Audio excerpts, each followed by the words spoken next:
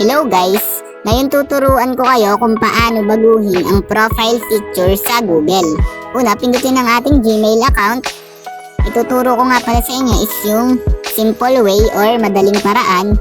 Then, kapag nandito na kayo, makikita nyo sa taas yung letter C. Kung mapapansin nyo, nasa parting gataasan siya. Pindutin lang natin yun. Yan. Then, kapag napindot nyo na, lalabas na dito yung ating account. Then, makikita nyo yung eto, pindutin nyo lang yan. Ayan, pindutin nyo lang yan. Then, kapag napindot nyo na, eto na yung lalabas.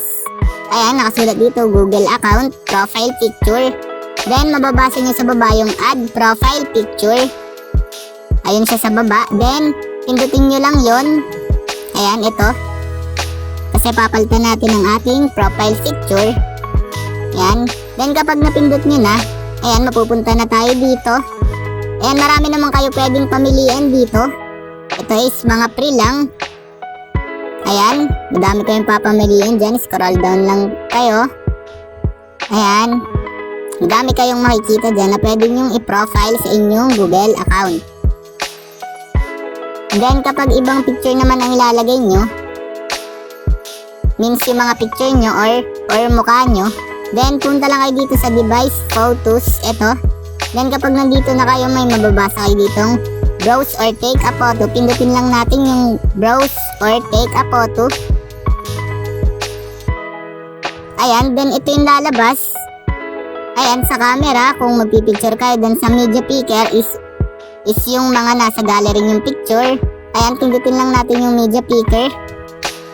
Kasi nandito yung aking picture na ipapalit sa profile. Ayan, then hanapin nyo lang yung picture nyo dito sa inyong gallery. Ito kasi yung mga picture na nasa gallery nyo.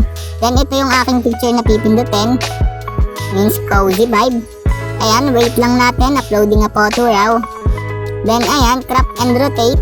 Dito is pagka-crop tayo ng ating profile.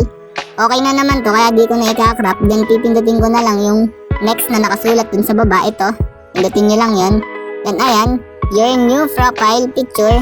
Ayan, ito yung nakasulat. Then mababasa nyo sa baba yung nakasulat na save as profile picture. Then pindutin lang natin yung save as profile picture. Ito, pindutin lang natin yan. Yan.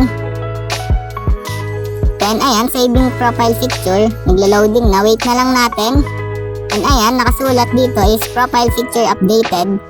Means okay na, all goods na. Nabago na natin ang ating profile picture. Ayan, kung mapapansin nyo, iba na yung nakalagay dito. Ito na yung pinalit natin na picture. Ayan, ganun lang naman kadali magpalit ng profile picture dito sa Google account nyo. Ayun lang, thanks for watching. Subscribe me for more videos like this.